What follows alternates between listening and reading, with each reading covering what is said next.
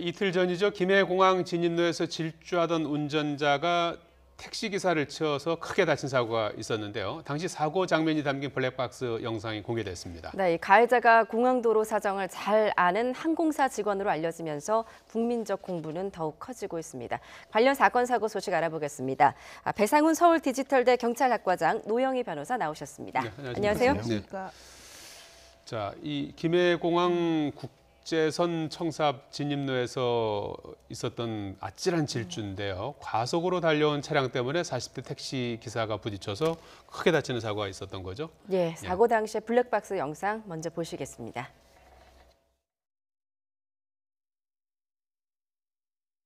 스탑. 도로 조심. 오, 여기.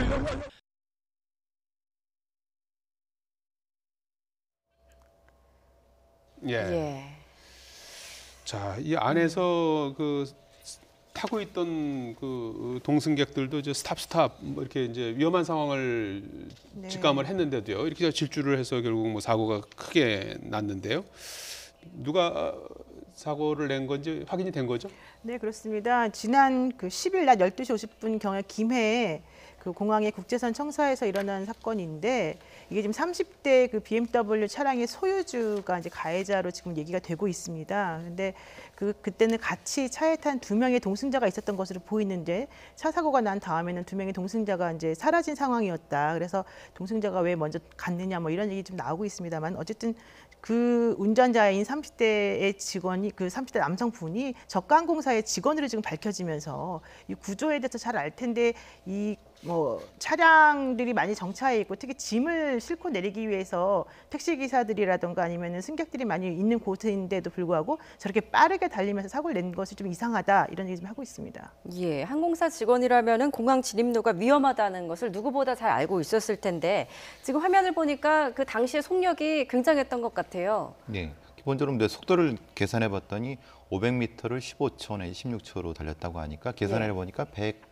105 정도 킬로가 된다고 합니다. 예. 원래 저 도로는 뭐 한 40km 정도의 속도여야 되고 아시겠지만 국제선 청사 앞에는 또 택시를 통해서 짐을 내리고 그 이제 도로에 택시 기사나 승객들이 내릴 수 있는 공간이거든요. 그러니까 예. 사실은 저기서 저렇게 속도를 내면 절대 안 되는 그런 부분이었고요.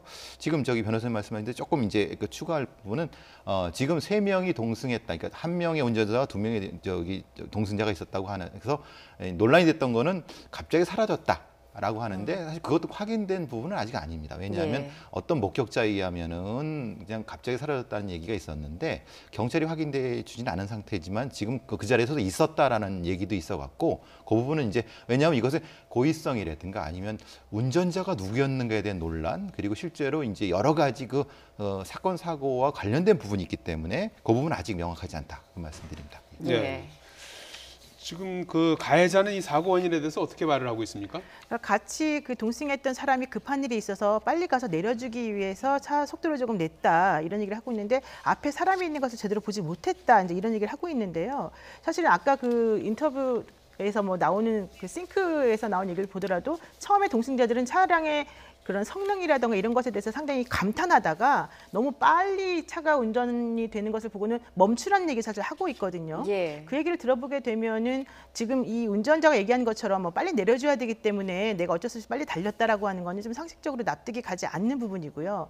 지금 보시다시피 앞에 거의 환하게 뚫려 있는 상황이기 때문에 앞이 막혔다라고 하는 주장도 좀 받아들이기 어려운 부분이 있어서 본인이 그러니까 뭐 그 가해자 혹은 이제 그 차량의 소유주가 진짜 운전했다라고 한다면 그 운전자가 말하는 것처럼 진짜 그런 일 때문이 아니라 혹시 이 차량이 외제 차량이 아니겠습니까? 그러니까 외제 차량이고 또 이제 속도를 빨리 낼 수 있는 차량으로 알려지다 보니까 좀 혹시 치기 어린 마음에 저걸 자랑하려고 하다가 이런 식의 사고가 난 게 아니냐 이런 얘기도 좀 하고 있습니다. 예. 승객의 짐을 내려주다가 봉변을 당한 택시 운전기사 머리를 심하게 다쳤다고 하던데요. 현재 상태가 좀 어떻습니까? 일단은 그 즉시는 의식불명 상태고요. 심정지까지 온 상태라고 합니다. 골절상도 심한 상태이기 때문에 물론 이제 대학병원으로 공항 구급대가 먼저 심폐소생술을 하고 대학병원으로 옮긴 상태인데 지금 이틀째 의식불명 상태라고 좀 안타까운 상황입니다. 예. 해당 운전자에 대한 처벌은 어떻게 되는 겁니까? 이게 이제 교통사고 처리 특례법상 예. 이런 식으로 상해가 발생하게 되는 경우에는 5년 이하의 징역에 그러니까 금고에 처할 수가 있게 되는 건데요.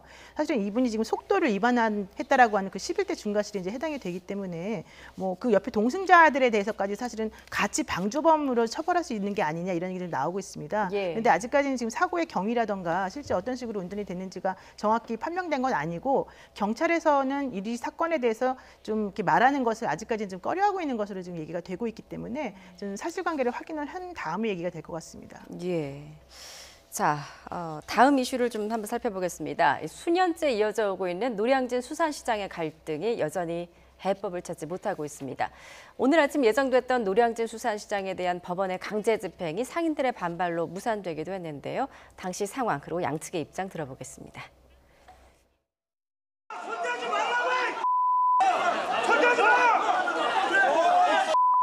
손님들이 사방팔방 아무곳이나 이게 들어올 수 있는 그렇게 돼 있는 공간이지만은 저 현대화 건물 자체는 지금 성냥감 같이 백화점식 그런 건물을 지어놨기 때문에 300억 원을 투자를 해서 여러분들이 신시장에 원하는 시설들을 갖춰 드리겠다 이런 조건을 내세웠음에도 불구하고 계속적으로 협상을 하고 그 협상에 따라서 앞으로 강제 집행 일정을 잡아서 추진할 겁니다. 자, 이 서울 노량진 올림픽대로 변해 있는 수산시장인데 이제 구시장이 있고 이제 새로운 이제 현대화 건물이라고 표현을 하고 있는데 새로운 이제 건물을 지어서 이제 그쪽으로 이제 이전하는 그런 계획을 세우고 있는 거죠. 예. 그런데 오늘 또 충돌이 있었어요. 예, 2012년 양쪽의 입장이 어떤 겁니까? 그러니까 12년도에 이제 구시장을 철거를 하고 신시장으로 옮긴다는 얘기를 했었는데 이제 한쪽의 입장은 구시장 자체는 사방이 트였기 때문에 그러니까 손님의 접근성 같은 게 상당히 좋다. 그런데 새로운 시장 자체는 우리가 백화점의 그 어떤 뭐 그 공간처럼 이렇게 좀 성냥갑처럼 돼 있기 때문에 이게 장사가 되겠느냐 이런 쪽으로 돼 갖고 그런 논란은 그겁니다. 핵심적인 논란은 구시장을 없애지 말고 그것을 좀 보존하면서 어떻게 좀 해는 다른 방법이 있지 않겠냐라고 하는 거고 수협 쪽에서는 너무 많은 300억이 넘는 그 건물 신축비가 들어갔고 이미 그 중에 270 이상은 이미 입주해 있는 상태이기 때문에 누구는 입주가 되고 누구는 입주는 이런 불공평한 부분도 존재하기 때문에 지금 그 의견이 50차례 이상의 협상을 통해서도 지금 해소가 안 된 상태에서 오늘 아침에 행정 대집행이 된 상태입니다. 그래서 심각한 충돌은 아직까지는 벌어지지 않았습니다. 이제 물론 이제 몸싸움 정도는 있었지만은 크게 부상자는 아직은 없는 상황입니다. 예, 사실 뭐 노량진 수산시장에서의 이런 갈등 어제 오늘 일이 아니고 굉장히 수년째 계속됐던 갈등이죠. 사실은 2004년도부터 예. 이 수산물 유통 체계를 조금 달리 현대화시켜야 된다라고 하는 얘기가 있으면서 이 그 노량진 수산시장에 대해서 이제 새롭게 상점을 만들어내야 된다 이런 얘기 있었었는데요. 이게 2012년도에 이제 12월 현대화 건물이 만들어지기 시작을 해서 2016년도에 사실은 다 이제 완공이 됐거든요. 그래서 일부 상인들 한 300명 정도는 그쪽으로 옮겨갔습니다. 그런데 지금 남아 있는 분들이 사실은 그 절반 가량 정도가 남아 있는 상태인데 이분들 중에서 또 일부는 그 명도까지 사실은 그 대법원에서 판결까지 전부 다 받았음에도 불구하고 아직까지 못 나가고 있는 분들이 많이 있거든요. 그러다 보니까 뭐 가보신 분들 다 알겠지만은 그 구수산시장 쪽에 있는 곳하고 그 새롭게 만들어진 수산시장 쪽하고 사실은 그러니까 일반 고객들이 가다 보면 왼쪽으로 가야 될지 오른쪽으로 가야 될지 난감할 때가 사실 상당히 많았고요. 그런 상황에서 이제 한쪽으로 들어가게 되면 저쪽을 가지 말아라 이런 얘기를 또 하기도 했었거든요. 예. 그래서 지금 이게 상당히 오래된 갈등이어서 앞으로 어떤 식으로 진행이 될지는 좀 지켜봐야 될 것 같아요. 예. 예. 예.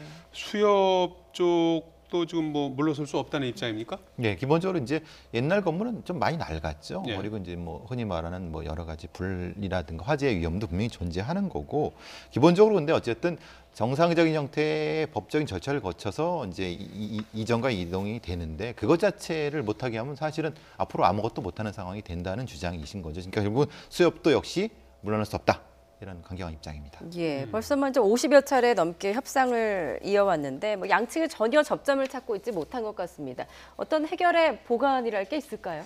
근데 이제 이게 왜 그러냐면 구시장에 있던 분들 같은 경우에는 지금 뭐 이제 표면적으로 나오는 얘기는 통로가 너무 좁고 그리고 성냥갑처럼 생겨서 들어가기 싫다 이런 얘기도 있지만은 구시장 내에서 가지고 있는 그 상가에 대한 권리금이라고 하는 게 있는 거예요. 그리고 더 중요한 건 그 몫이라고 하는 게 있어요. 목, 그러니까 위치라고 하는 것. 그리고 예. 그 목을 잘 찾아서 오던 손님들이 있었는데 이게 갑자기 신세대처럼 이제 그 현대화된 건물로 들어가면서 그 구조가 다 달라지게 되지 않겠습니까? 그러면 기존에 본인들이 가지고 있던 권리가 사실은 상당히 없어지는 부분이 있어서 그거에 대한 대책 마련이 좀 없는 상태에서 무리하게 이걸 밀어붙이다 보니까 이런 일이 벌어진 게 아니냐라고 하는 얘기를 지금 하고 있는데요. 이제 그렇다 하더라도 사실은 그런 것에 대해서 대책이 지금 앞으로는 뭐 어떤 식으로 진행돼야 됩니다라고 해서 수협 측에서는 50차례 협상을 하면서 300억 정도 들여서 우리가 이제 뭔가 좀 보상해 주겠다라고 하는 얘기를 했는데 그게 지금 기본적으로 남아있는 그 상인들이 270명 정도예요. 그러면은 300억이라고 하는 돈을 들인다 하더라도 본인들이 예전에 가졌던 그런 권리를 제대로 확보할 수 없다라고 하는 입장이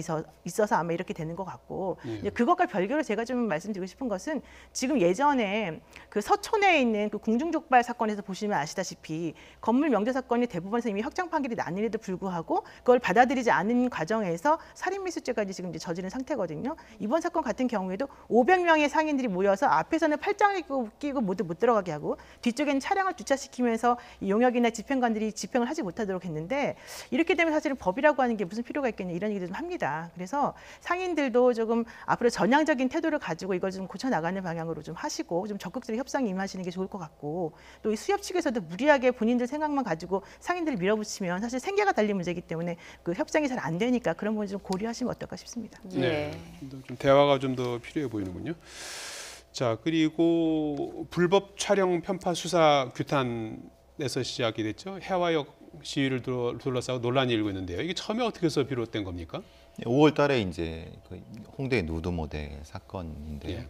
그러니까 이제 그 피의자가 예. 여성이었고 그 여성 모델이었고 여성 모델을 예외적, 그러니까 주장하시는 바대로 예외적으로 좀 너무 신속하게 검거를 하게 됐다라는 것을 이제 이 집회에 하시는 분들이 그렇게 주장한 거죠. 너무 편파적이다. 말하자면 모든 사람한테 평등하지가 않고 여성들한테만 사실 좀 불공평한 수사가 진행된 것이 아니냐라는 주장을 하면서 그 뒤부터 이제 1차, 2차, 3차에 걸쳐서 지금 집회 시위가 된 상태고 회를 거듭할수록 지금 끝내는 6만 정도까지의 그 시위 인원으로 불어난 예, 상태입니다. 그게 이제 주최 측 추산 6만 명, 그리고 예. 경찰 추산 19,000명으로 이제 시위의 규모가 점점 커지는 추세인데 왜 이렇게 그 시위에 참가하는 규모가 커진다고 생각하십니까? 근데 기본적으로 우리나라에서는 그동안 그 여성 운동이나 여성 인권에 대해서 이렇게까지 움직임이 활발했던 적은 없었었는데 예. 이 홍대 누드 몰카 사진이 사실은 그 기폭제가 됐다라고 볼 수는 있습니다. 그리고 그동안에 억눌려 왔고 또 본인들이 생각하기에 이게 올바른 가치관이고 올바른 행동이라고 생각되어 왔던 것들이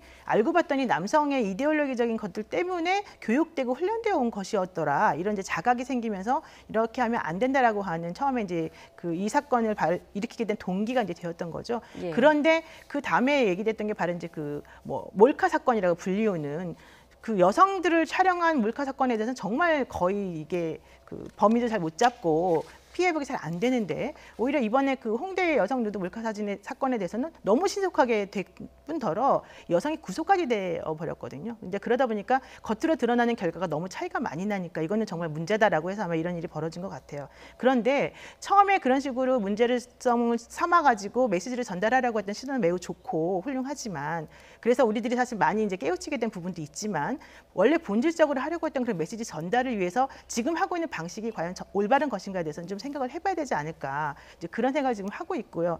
예컨대 문재인 대통령이 그 홍대 누드 몰카 사건에 대해서 편파 수사 아니었고 수사는 잘 됐습니다라고 말을 했더니 그것에 대해서 문재인 대통령이 올바르지 않은 발언을 했다라고 하는 이유로 문재인 대통령 보고 재기해라고 하는 말을 한다는 거예요. 재기해라고 하는 거는 아시다시피 2013년도에 그 성재기라고 하는 남성 그 인권을 주장하시던 분이 마포대교에서 사망하면서 이제 목숨을 끊은 그 사건을 빗대어서 말을 하는 건데 그 얘기는 결국 문재인 대통령 당신도 남성 우월주의자이니까 뭐 자살해라 이런 식으로 사실 들릴 수 있는 말이거든요. 그러니까 그런 식으로 사람들에게 그런 메시지를 이상한 방향으로 흘리게끔 만들어 가는 건 옳지 않지 않느냐 이런 얘기 나오고 있습니다. 예.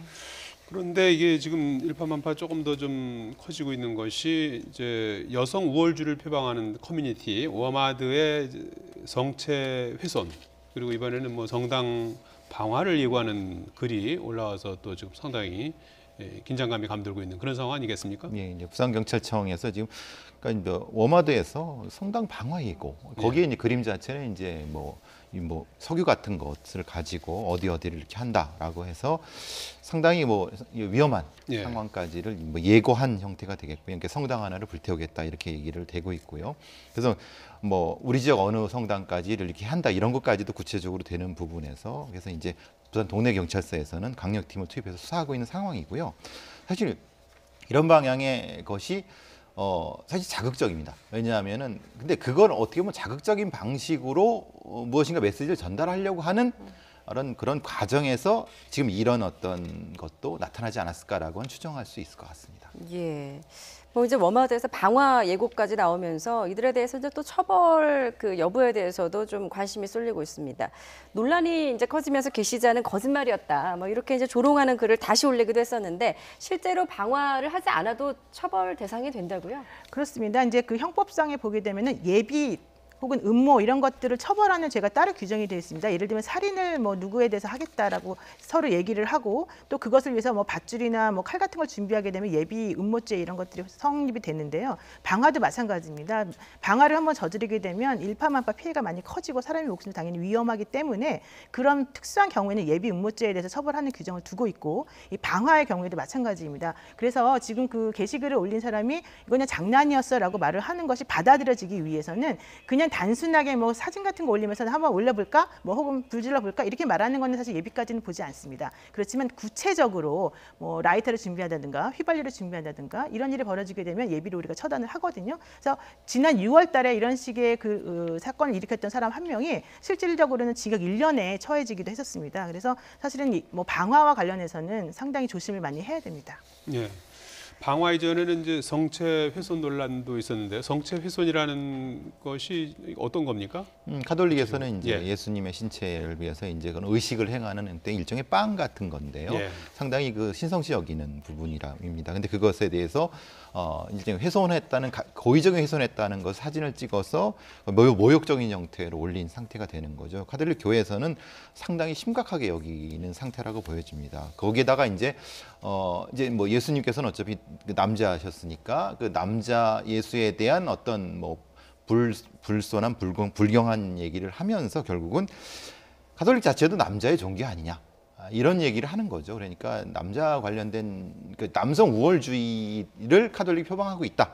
그리고 그 부분에는 뭐 아시겠지만은 카톨릭에서는 이전에도 카톨릭 사제에 의한 여러 가지 성범죄가 있는 부분이 있었기 때문에 그것이 이제 암시적으로 일체된 상태에서 계속 그런 쪽을 주장을 하고 있는 상황입니다. 예, 뭐 여성 시위도 그렇고 워마드도 그렇고 여성 인권에 대한 목소리를 높이고 있었지만 이제 방향성이 점점 그 남성 혐오로 좀 흘러가는 것 같거든요. 이렇게 되면 이제 정작 여성 인권 신장이라는 그 취지는 좀 왜곡되는 게 아니겠습니까? 그러니까 이제 이게 사회 심리에서 주로 다루어지는 그런 주제이기도 하는데요. 네. 이게 집단 극화의 형태로 지금 나타나고 있는 게 아닌가 생각을 합니다. 집단 극화라고 하는 것은 본인이 혼자 소리를 냈을 때는 뭐 10 정도의 그런 그 과격성을 보이는 사람들이라 하더라도 만약에 한 100명이 모여서 같은 소리를 내다 보면은 갑자기 100의 정도의 표현을 하고 싶어 한다는 그런 뜻이 되는데요. 이번 같은 경우에도 처음에는 작게 시작을 하지만 점점 사람들이 호응이 있고 본인들의 목소리가 뭔가 전파를 타고 사람들이 알려지는 것 같으니까 오히려 점점 더 그 수위를 높여가고 있는 거거든요. 근데 여기서 주의해야 될 것은 그렇게 함으로 인해서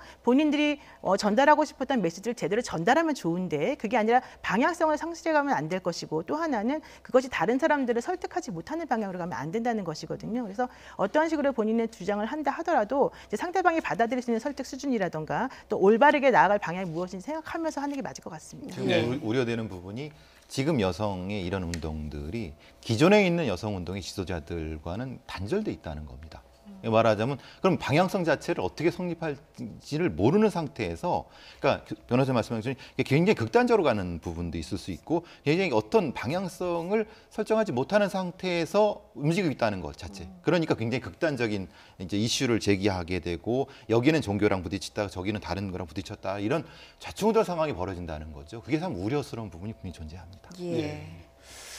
자, 마지막 소식인데 어제 경기도에서 밀린 세금 대신에 이제 압류한 물품을 공개해서 입찰에 붙였는데요. 뭐 명품백, 고급 시계, 뭐 30년 된 고가의 귀금속까지 해서 아주 뭐 명품을 반값에 구입할 수 있어서 많은 사람들이 몰렸다고 그래요? 네, 맞습니다. 경기도에서는 1,000만 원 이상의 세금을 체납한 사람들을 대상으로 해서 그들의 집에서 이제 고가의 물건들을 사실 가지고 와서 즉 압수를 해서 그 물건들을 공매에 붙인 건데요. 이번에 판매된 그 공매 물품이 505점 정도였는데 그중에 90% 정도가 다 팔렸다라고 얘기를 하고 있고요. 예. 실제 그 체납 세금액은 미치지 못하지만 한 2억 4천만 원 정도 그 경매로 인해서 수익을 벌어들였다라는 얘기를 하고 있습니다. 예, 압류된 물품을 사려면 이제 희망 입찰가액을 적어냈어야 되는데 최고가액을 적어낸 사람이 낙찰받게 되는데 가장 비싸게 팔린 물건이 롤렉스 시계였다고요? 네, 뭐 2천만 원인데 예. 거기서는 1,050만 원이나 그러니까 상당히 반값 정도 되겠죠. 그러니까 네.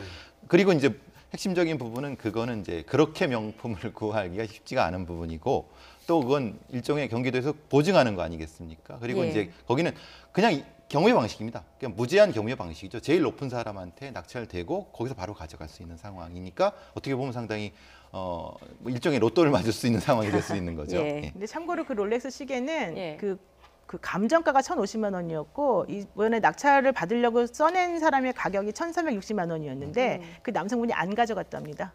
아. 왜냐하면 국내에서 좀 재가공된 그런 흔적이 있다 이러면서 안 가져갔다고 하고요. 예. 예. 사실은 그래서 가장 비싸게 팔린 물건 중에 하나가 그 우리 88 올림픽 때인가요? 그때 순금으로 이렇게 탑같이 쌓아놓은 잔이 있습니다. 예. 그 잔이 600만 원 상당으로 이제 팔린 게 있었었는데 그게 제일 비싸게 팔린 거라고 합니다. 네.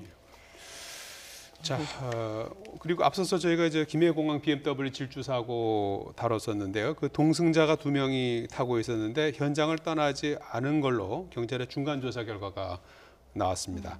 그 사고 직후에 운전자 정모 씨가 사고 후 조치를 할 때 돕지는 않았지만은 현장 근처에서 벤치에 앉아 있는 모습이 그 CCTV 화면으로 그 경찰이 확인을 했다는 그런 소식이군요. 예. 네, 지금까지 배상훈 서울 디지털대 경찰학과장 노영희 변호사였습니다. 두 분 잘 고맙습니다. 들었습니다.